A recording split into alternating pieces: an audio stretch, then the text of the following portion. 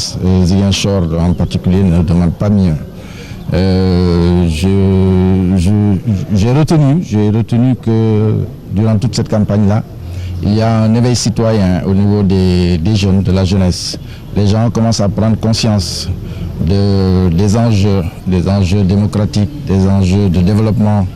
Ce qui fait que je pense que ce qui va se passer après les élections sera très satisfaisant et très positif pour la Casamance. Je suis venue faire mon devoir de citoyen.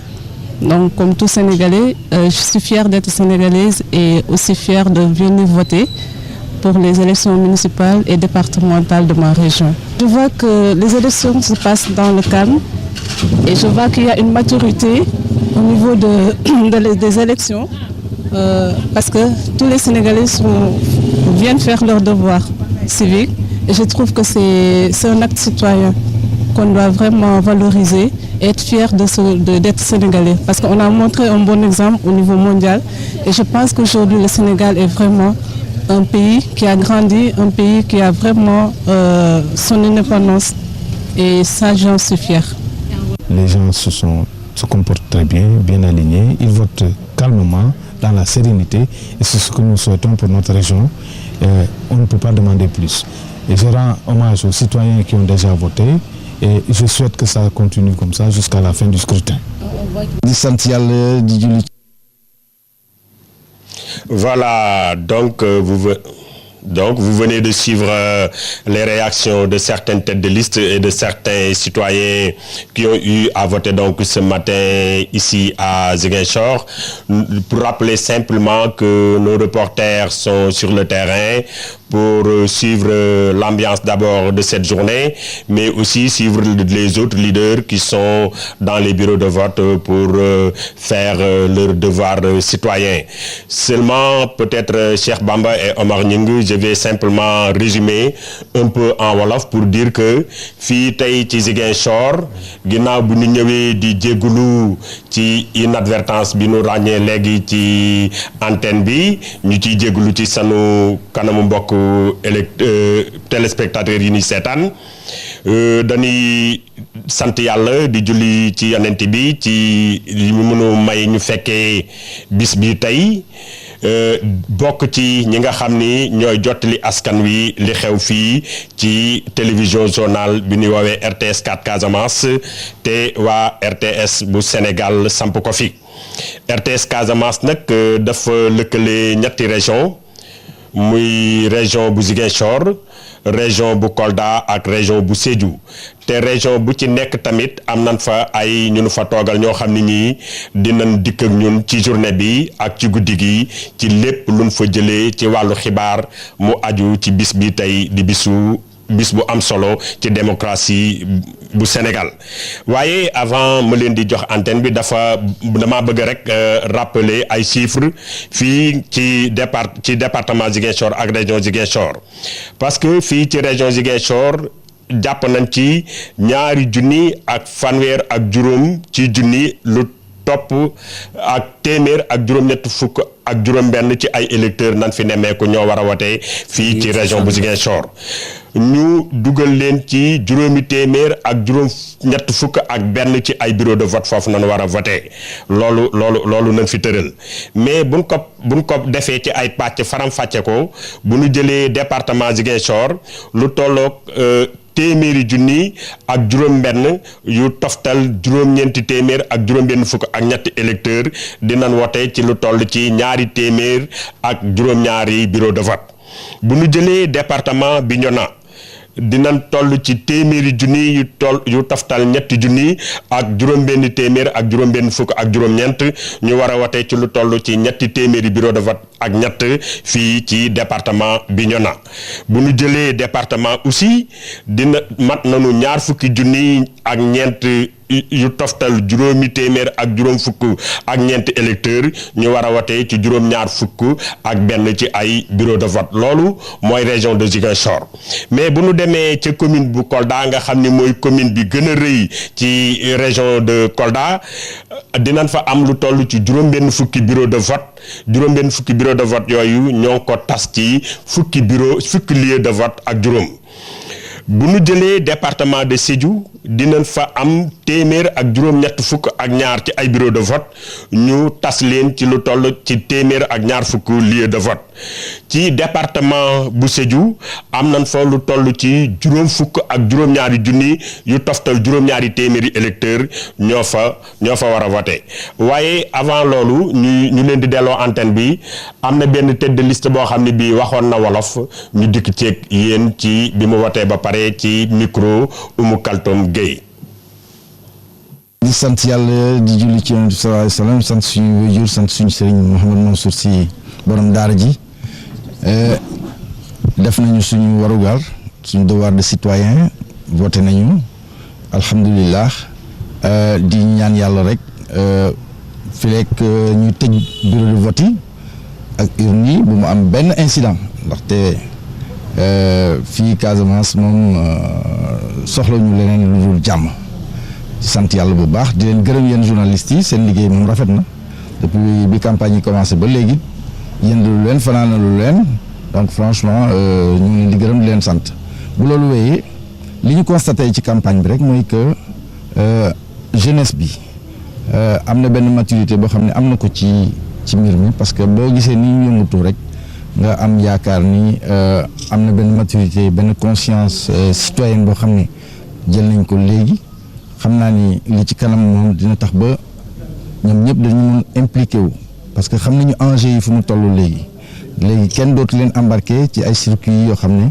bu ëllëgee rek dañ koy rëccu loolu mooy benn satisfaction bi ma am ci li ma observé d'une manière générale d'autre part su may naatangoo ak su may xarit ñoom ñëpp ñoo xam ne jamante nañu ci mbir mi maa ngi leen di ñaanal jàmm di leen wax nag ni vraiment lépp loo xam ne lu indi ay la wala lu indi ŋaayoo xiiroo nañ ko teg fële xam ne rek Ziguinchor moo ñu soxal département bi commune bi et que vraiment bu li weesoo dañuy war a ànd rek di joxante loxo di saafante. voilà jërëjëf donc loolu nañ leen fi jot a taataanal fii ci xibaar ci zone sud mu lëkkale Ziguinchor Kolda ak Sédhiou Omar Cheikh Bamba ginnaaw ba leen remercier aussi ci seen liggéey bu rafet ñoo ngi leen di delloo antenne bi. jërëjëf Amadou Aram Thiam ci kaddu yu am solo yooyu nga xamante ni yëkkati nga ko depuis Ziguinchor en direct ci studio RTS 4 boobu nga xamante ni yéen a fa nekk di fa def également liggéey bu am solo jërëjëf kon dinañu dellu si waat ak yéen ci yeneen i jokkoo dañuy dellu si fii kon ci Ndakaaru on nous signale Cheikh Bamba assez important que à 10 heures le taux de participation était de 26,69% avec la complicité de Mamadou Samba Mbow. C'est un chiffre que nous avons recueilli auprès de la préfecture, donc 26,69% à 10 heures, donc le taux va certainement évoluer parce que on est juste au début des opérations électorales de ce 29 juin. Cheikh Bamba dañuy dellu kon dañuy ñëwaat fii ci Ndakaaru et on va à Pikine retrouver Aram Ndao. Aram, bonjour, qu'est-ce qui se passe actuellement? On vous écoute pour la situation à Pikine. Merci, bonjour et bienvenue à l'école publique de Diamaguène Sicap Mbao où nous nous trouvons présentement. Diamaguène Sicap Mbao, il faut le dire, c'est l'une des 16 communes du département de Pikine et une commune à fort enjeu électoral. Déjà plus de 54 000 électeurs y sont appelés aux urnes et là où nous nous trouvons à l'école Diamaguène Sicap Mbao, donc l'école publique, on nous dit que le vote se déroule plutôt bien. Serigne bi yow dafa mel ne voté nga ba pare tur bi naka la. Moussa Dem. mën nañu xam ban heure nga voté yow. léegi laa woote motagul 10 minutes. yàggoon na yàggul naka la demee woon. non yàggul benn nit rek laa fekk ma ñëw ñaareel leen woote dem amul benn problème. waaw amul benn problème amul soo duggee ci biir école bi sax doo tiit doo def dara waa da nga woote si jàmm génn loolu lañ doon ñaan waa. liste yi bari na wala bariwul fi ñaata liste moo fi ne. liste yi instant yi moom bari na moom damaa jël bay bëgg dee. waaw damaa jël moom jël bëri na liste yi bëri na. Justement donc Cheikh Bamba 17 listes qui sont en compétition vote bi paregul ma dem xool beneen soxna moom it nee na voté na ba pare soxna si yow tur bi naka la. waaw c'est madame Guèye. Madame Guèye Ami Diaw ça va bien. sa vote yàggoon na wala yàggul. non yàggul 2 personnes laa fa fekk. d'accord léegi déroulé tamit. li si noo def ak ñoom. ah bari na de da ngay tànn yi nga xamante moom nga gën a kii rek dem bés doo fa mën a nekk di def dafa bari y a tellement de listes là. Ça c'est bien Ouais, ça c'est bien passé moom. Donc, cher Bamba, Omar Ning, avant d'arriver à Diamaguène Sicap Mbao, on a été également à Pikine Ouest, l'autre commune à fort enjeu électoral du département de Pikine. Je rappelle qu'on est présentement à Diamaguène Sicap Mbao, à l'école publique qui compte 18 bureaux de vote. Et puis, rappelez juste que le département de Pikine compte 16 communes et quelque chose comme 500 000 électeurs. Et nous serons toute la journée donc au niveau de ce département de Pikine pour vous faire vivre ce scrutin. Donc à tout à l'heure dans d'autres zones du département de Pikine. Oui, merci beaucoup Aram Dao qui sillonne donc le vaste département de Pikine. Elle se trouve donc présentement dans la commune de Diamaguène Sicap Mbao et elle promet naturellement de revenir avec nous dans d'autres zones parce que Pikine c'est très vaste. Hein? On dénombre 16 communes là-bas avec 84 lieux de vote pour 677 bureaux de vote. Ouais. C'est un vaste département et 500 000 électeurs. Absolument. Ouais. Donc on va voir ce que ça va donner. Merci Aram. Nous poursuivons donc. Nous allons retrouver Abdoulaye Sinkaré, nous l'avions au téléphone, mais cette fois en image. Abdoulaye, bonjour. Alors, reviens avec nous justement sur ce qui se passe là-bas à Kédougou. Ou plus précisément au centre Bakary Dansokho, communément appelé ECO. Donc, du département de Kédougou. Sur les listes pour les deux scrutins et ils sont répartis au niveau de 3 bureaux de vote. De manière générale, il y a 43 000 inscrits dans la région de Kédougou répartis dans 195 bureaux de vote. Pour le département de Kédougou, il y a 93 bureaux. Pour le département de Salémata, 29 bureaux et 73 bureaux au niveau de Saraya. Dans chacun de ces départements, plus précisément à Kédougou, il y a 7 communes qui sont en jeu. Pour les deux autres départements, Salémata et Saraya, il y a 6 communes qui sont en jeu. Et pour les listes en compétition, il faut juste retenir qu'il y a de manière générale la coalition Benno Bokk Yakaar, le Parti démocratique sénégalais, mais aussi Watosita, dirigé par l'ancien ministre de la Communication Moustapha Guirassy, entre autres. Et pour le département de Kédougou, il y a juste 5 listes, ce qui est assez limité par rapport à ce qu'il y a dans d'autres localités du pays.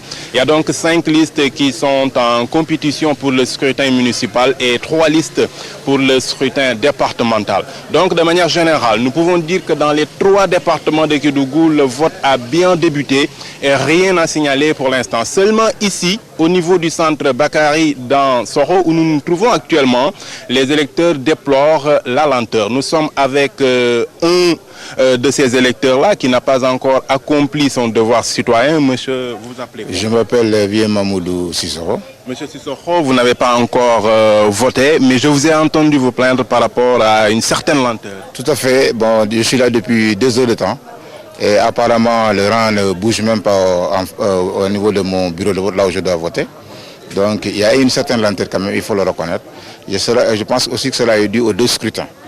Bon, maintenant, ce que j'avais peut-être suggéré au président du bureau, c'est de permettre à ceux qui savent déjà voter, réellement voter, bon, prendre en même temps les 2 bulletins, aussi bien pour le département que la commune, et faire un seul vote. C'est-à-dire prendre les 2 enveloppes et puis mettre ça revenir vers l'urne. Maintenant, ceux qui ne savent pas le faire peuvent procéder par étapes, c'est-à-dire faire d'abord le vote de la commune, ensuite le vote du département. Mais à part cette lenteur, il n'y a rien d'autre à signaler. Bon, peut-être ce qu'il y a à signaler, ce n'est pas encore le rush au niveau du centre. Comme vous l'avez si bien dit, il y a assez d'électeurs inscrits au niveau de ce centre, mais pour le moment, ce n'est pas le rush. Cela est dû en partie d'abord, surtout chez les femmes, que c'est l'heure d'aller au marché et certains ont démarré le Ramadan aujourd'hui. Donc ce qui fait pour le moment, il n'y a pas tellement d'électeurs au niveau du centre. Mais je pense qu'entre 15h et 16h, ce sera le rush. Merci beaucoup Mamoudou Sissoko. Voilà, c'est ce qu'on pouvait dire pour l'instant. Ici au niveau du centre Bakary Dansokho, je rappelle que c'est l'un des 3 plus grands centres du département de Kédougou. Donc le vote se déroule normalement depuis 8h. Rien à signaler. À tout à l'heure. Merci beaucoup Abdoulaye Sinkaré. À tout à l'heure. Nous allons vous retrouver sur d'autres liaisons avec Kédougou, où vous suivez donc le processus de vote. Cher Bamba, oui. On revient en studio avec des annonces. Oui, avec des annonces. On m'a rappelé à nos téléspectateurs donc qu'ils peuvent suivre aussi sur la plateforme de live blogging toute l'actualité sur le scrutin sur www.rts.sn. C'est un partenariat entre la RTS, Dakar Actu, Presse Afrique, Jolof Actu et itmag.sn. Et les internautes peuvent aussi réagir et poser des questions sur le hashtag local 2014 sur Twitter. Voilà donc Omar c'était baax nañu wax ko ci wolof aussi. waaw ñu dellu soit ci wolof wax ko Omar ne ko ñi nga xam ne ñoom ñoo di seetaan fi mu nekk nii seen télévision nationale RTS mën ngeen nag suivre élection yi en temps réel ci plateforme bi nga xam ne dañ leen ko bëral taxawal leen ko ngir yéen jagleel leen ko ci live blogging mu ngi nii kon actualité bi yëpp kon ci live blogging ngeen def www.rts.sn lii nag dafa juddoo ci partenariat boo xam ne am na ci diggante RTS ak Dakar Actu Omar Presse Afrique Jolof Actu ak itmag.sn ñi nga xam ne kon ñoom ñoo di internautes yi di utiliser kon internet bi mën nañ tamit réagir poser ay questions bu ñu amee lu leen jaaxal ci hashtag local 2014 ci Twitter bu amee rek ay laaj yoo xam ne bëgg nañ ñu leeral leen ko mën nañ dugg ci hashtag local bi 2014 ci biir Twitter. ñu compléter rek wax ni bu weesoo loolu tamit suñu consoeur Oumou Baldé aussi mi ngi ci dispositif bi. ci beneen studio bi di suivre mbir yi ci wàllu internet bi xam naa du ñàkk. bu ci kanamee dinañu jokkoo ak moom. merci Cheikh Bamba dañuy dellu ci terrain bi ak cette fois Jeanne Diokh mi ngi fii ci département bu Ndakaaru ci commune Gueule Tapée Fass Colobane. Jeanne, bonjour. Comment se présente la situation sur place actuellement? Alors, bonjour Omar. Sur place, je suis dans la commune de Gueule Tapée Fass Colobane, une commune qui a 8 centres et 63 bureaux de vote avec un ensemble d'électeurs de 45 890. Alors, les électeurs auront sous leurs yeux, bien sûr, des listes en compétition, notamment celle de Jariñ Sama Réew, Bës Du Ñakk, Union nationale patriotique, Taxawu Dakar, Alliance pour la République, Force démocratique Gëm Suñu Bopp, Reste les Verts, coalition Sopi ak PDS bu bees, Parti de la Vérité pour le développement, Convergence démocratique Bokk Gis Gis et l'Alliance nationale pour le développement du Sénégal. Alors ce matin, nous étions plutôt à l'école Sakura Badiane de la commune de Gueule Tapée Fass Colobane, lieu de vote qui compte 9 312 inscrits et répartis dans 12 bureaux de vote.